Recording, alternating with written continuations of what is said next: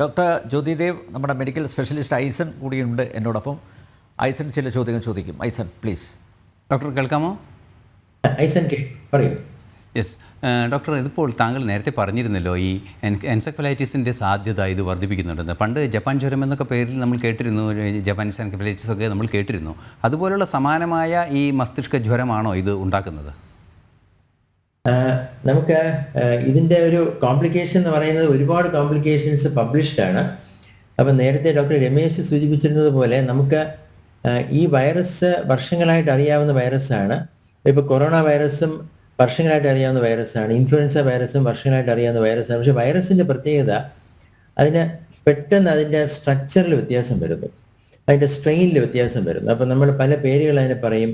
Antigenic drift, antigenic shift എന്നൊക്കെയാണ് influenza വൈറസിന് പറയുന്നത്. അതുപോലെ ഇതിനെന്തെങ്കിലും രൂപഭാവങ്ങളിൽ മാറ്റം വന്നിട്ടുണ്ടോ എന്നറിയില്ല. അപ്പോൾ അങ്ങനെ വന്നിട്ടുണ്ടെങ്കിൽ മാത്രമല്ല ഈ ചൈനയിൽ ഇതുപോലെ ഇത് മരണങ്ങൾക്ക് കാരണമാകുകയും ഈ റിപ്പോർട്ട് ഇപ്പം നമ്മളൊക്കെ ഇത് ചർച്ച ചെയ്യുന്നതിനൊക്കെ കാരണം ഇതിനെന്തോ ഒരു വ്യത്യാസം ഇപ്പോൾ വന്നതുകൊണ്ട് മാത്രമാണ്. അപ്പോൾ അങ്ങനെ വ്യത്യാസം വന്നിട്ടുണ്ട് എങ്കിൽ മയോകാർഡൈറ്റിസ് എന്ന് പറയുന്നത് നമ്മുടെ ഹാർട്ടിൽ വരുന്നൊരു കോംപ്ലിക്കേഷനാണ്. അവിടെ വരുന്ന ഒരു വീക്കം എന്ന് വേണമെങ്കിൽ പറയാം. എൻസെഫലൈറ്റിസ് അതുപോലെ ബ്രെയിനിൽ വരുന്നൊരു ഇൻഫ്ലമേഷനാണ്. അങ്ങനെ പല അവയവങ്ങളിൽ ഇത് മറ്റ് വ്യത്യാസങ്ങൾക്കും ഗുരുതരമായ മറ്റ് രോഗങ്ങൾക്കും കാരണമാകാം. അത് ഡയറക്റ്റായിട്ട് ഈ വൈറസിൻ്റെ ഭാഗമായിട്ടും ഇത് വരാം. അല്ലാതെ ഈ വൈറസ് വന്ന് ഇപ്പോൾ നമുക്ക് ഇമ്മ്യൂണോ കോംപ്രമൈസ്ഡ് ആയിട്ടിരിക്കുന്ന ഒരു കണ്ടീഷനാണ്. നമ്മൾ സ്റ്റിറോയിഡ് എടുക്കുന്നുണ്ടാകാം, അല്ലെങ്കിൽ പ്രായത്തിൻ്റെ ഭാഗമായിട്ട് മറ്റൊരുപാട് രോഗങ്ങളുള്ള അല്ലെങ്കിൽ കൊച്ചു കുഞ്ഞുങ്ങൾ. അപ്പോൾ ഇവർക്കൊക്കെ ഇമ്മ്യൂൺ റെസ്പോൺസ് വേണ്ട വിധത്തിലില്ല എങ്കിൽ ഈ വൈറസ് ബാധ ഉണ്ടാകുമ്പോഴത്തേക്ക് ഈ വൈറസിൻ്റെ ഭാഗമായിട്ട് തന്നെ മറ്റ് ബാക്ടീരിയൽ ഇൻഫെക്ഷൻസ്, മറ്റ് വൈറൽ ഇൻഫെക്ഷൻസ് വരാം. അപ്പോൾ ഞാൻ നേരത്തെ സൂചിപ്പിച്ചു പ്രായമുള്ള ആൾക്കാർ വാക്സിൻസ് എടുക്കണമെന്ന് പറയാൻ കാരണം ഈ വാക്സിൻസിന് ക്രോസ് ഇമ്മ്യൂണിറ്റി ഉണ്ടാകും. അപ്പോൾ നമ്മൾ ഇൻഫ്ലുവൻസയ്ക്ക് വേണ്ടി എല്ലാ വർഷവും ഒരു വാക്സിൻ നമ്മുടെ രോഗികൾക്കെല്ലാം നമ്മൾ കൊടുക്കാറുണ്ട്.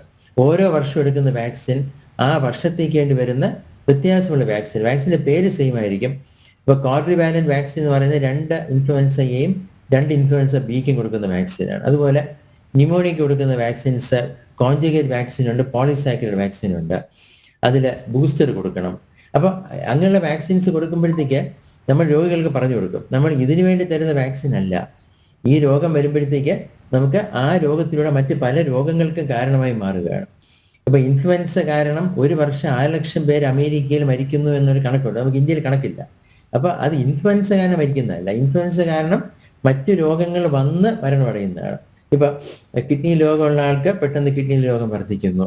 ഇപ്പോൾ ഹൃദയത്തിൽ രോഗം വരാൻ സാധ്യതയുള്ള ആൾക്ക് പെട്ടെന്ന് ഹാർട്ട് ഫെയിലിയറൊക്കെ വന്ന് ഹോസ്പിറ്റലൈസ്ഡ് ആകുന്നു. അതുപോലെ ഇപ്പോൾ ഹ്യൂമൻ മെറ്റാനിമോ വൈറസ് ഇപ്പം ഐസൻ പറഞ്ഞ പോലെ എൻസെഫലൈറ്റിസ് ഉണ്ടാക്കുന്നതായിട്ട് റിപ്പോർട്ടുകൾ വന്നിട്ടുണ്ട്, മയോകാർഡൈറ്റിസ് ഉണ്ടാക്കുന്നതായിട്ട് റിപ്പോർട്ട് വന്നിട്ടുണ്ട്. പക്ഷേ നമുക്ക് ഒരു ഹോസ്പിറ്റലൈസ്ഡ് ആകുന്നത് അല്ലെ എപ്പോൾ ഹോസ്പിറ്റലിൽ കൊണ്ടുപോകണമെന്ന് ചോദിച്ചു കഴിഞ്ഞാൽ ജലദോഷത്തിന് ഹോസ്പിറ്റലിൽ പോകില്ല, പക്ഷെ പെട്ടെന്ന് ശ്വാസം വിട്ട് അനുഭവപ്പെടുക. ഇപ്പോൾ വീട്ടിൽ BP പാരസ് ഉണ്ടെങ്കിൽ ഒരു പ്രായമുള്ള ആൾക്കാർ പെട്ടെന്ന് BP കുറഞ്ഞു പോകുന്നൊരവസ്ഥ വരിക, വിട്ടുമാറാത്ത ചുമ വരിക. ഒരു ശ്വാസകോശ രോഗമുള്ള ആൾക്ക് വീട്ടിൽ ചിലപ്പോൾ ഇൻഹേലർ ഉപയോഗിക്കുന്നുണ്ടാകും, നെബുലൈസർ ഉപയോഗിക്കുന്നുണ്ടാകും. പക്ഷെ അതിലൊന്നും നമുക്ക് ആശ്വാസം കിട്ടാത്ത വിധത്തിൽ ശ്വാസം വിട്ട് പെട്ടെന്ന് വർദ്ധിക്കുക.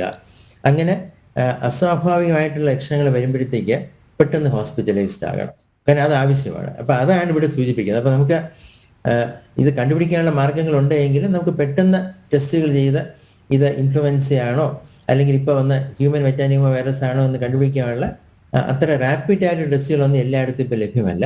അപ്പോൾ നമുക്ക് രോഗലക്ഷണങ്ങൾ തീവ്രമാണെന്ന് തോന്നുകയാണ്. പെട്ടെന്ന് ഓർമ്മ നഷ്ടപ്പെട്ടു പോവുക, പെട്ടെന്നൊരു എപ്പിലെപ്സി പോലെ സീഷർ പോലെ നമുക്ക് വരിക, അപസ്മാരം പോലെ അനുഭവപ്പെടുക. അപ്പോൾ അങ്ങനെ പനിയോട് ഒപ്പം തൊണ്ടവേദനയോടൊപ്പം ജലദോഷത്തോടൊപ്പം സാധാരണ ജലദോഷം വരുമ്പോൾ കാണാത്ത വിധത്തിലുള്ള ഏതെങ്കിലും രോഗലക്ഷണം വരികയാണെങ്കിൽ ഹോസ്പിറ്റലിൽ പോവുക തന്നെ വേണം. നമുക്കറിയാം, ഇപ്പം നേരത്തെ ഡോക്ടർ രമേശ് സൂചിപ്പിച്ചതുപോലെ തൽക്കാലം ഇന്ത്യയിൽ ഭയക്കേണ്ടതായിട്ടൊരു കാര്യമില്ല. പക്ഷേ ജനൻ TV പ്രോഗ്രാം നടത്തിയതിൻ്റെ പിന്നിലുള്ള കാരണം ഞാൻ മനസ്സിലാക്കുന്നത് കോവിഡ് കാലത്ത് 3-4 മാസങ്ങൾക്ക് ശേഷമാണ് ചൈനയിൽ നിന്നും ഈ രോഗം രഹസ്യമായിട്ട് സൂക്ഷിച്ചിട്ട് പോലും അത് ലോകം മുഴുവൻ വ്യാപിക്കുന്നതും നമ്മൾ മാർച്ച് മാസത്തോടുകൂടി 2020 ലോക്ക്ഡൗൺ വരുന്നത്. അപ്പം ആ ലോക്ക്ഡൗണും അതിനുശേഷം വാക്സിനേഷൻസുമാണ് നമ്മളെല്ലാം ഇപ്പോൾ ജീവിച്ചിരിക്കാൻ കാരണമായിട്ട് മാറിയത്. അതുകൊണ്ട് ഈ രോഗം തീവ്രമല്ലായിരിക്കാം, ചിലപ്പോൾ തീവ്രമായിട്ട് മാറിയേക്കാം.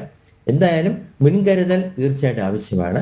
നമുക്ക് ഇൻഫെക്ഷൻസ് ഉണ്ടെന്ന് തോന്നുന്ന ആൾക്കാർ, ഇപ്പം അത് കുഞ്ഞുങ്ങളായിരിക്കാം, പ്രായമുള്ള ആൾക്കാരായിരിക്കാം, അല്ലെങ്കിൽ ഒരു 30-40 വയസ്സുള്ള ചെറുപ്പക്കാരായിരിക്കാം, അവർ ഈ രോഗം മറ്റൊരാൾക്ക് വന്നാൽ ആ ആൾക്ക് ഈ രോഗം ഗുരുതരമാകാൻ സാധ്യതയുണ്ട്. വീട്ടിൽ പ്രായമുള്ള ഒരാളുണ്ട്, വീട്ടിൽ കിഡ്നി മാറ്റി വെച്ച ഒരാളുണ്ട്, വീട്ടിൽ അനിയന്ത്രിതമായ ഡയബറ്റീസ് ഉള്ള ഒരാളുണ്ട്, അല്ലെങ്കിൽ ഹൃദ്രോഗം വന്ന ഒരാളുണ്ട്, സ്ഥിരമായിട്ട് കഴിക്കുന്ന രോഗിയുണ്ടെങ്കിൽ അവരിൽ നിന്ന് തീർച്ചയായിട്ടും ഈ ഒരു കാലഘട്ടത്തിൽ അകലം പാലിക്കണം. നമ്മൾ കോവിഡ് കാലത്ത് നമ്മൾ എന്തൊക്കെയാണോ ചെയ്യുന്നത് അതുപോലെയുള്ള സുരക്ഷാ മാർഗങ്ങൾ, ഡിസ്റ്റൻസ് കീപ്പ് ചെയ്യുന്നതായി ഉൾപ്പെടെയുള്ള കാര്യങ്ങൾ, അങ്ങനെയുള്ള ചില ആൾക്കാർക്ക് ഈ ഇൻഫെക്ഷൻസ് വരികയാണെങ്കിൽ വീട്ടിൽ അങ്ങനെ ആ ഇൻഫെക്ഷൻസ് വന്നാൽ അത് മരണത്തിന് കാരണമായിരിക്കാൻ സാധ്യതയുള്ള ഒരാളുണ്ടെങ്കിൽ തീർച്ചയായിട്ടും പ്രിക്കോഷൻസ് എടുത്തിരിക്കണം.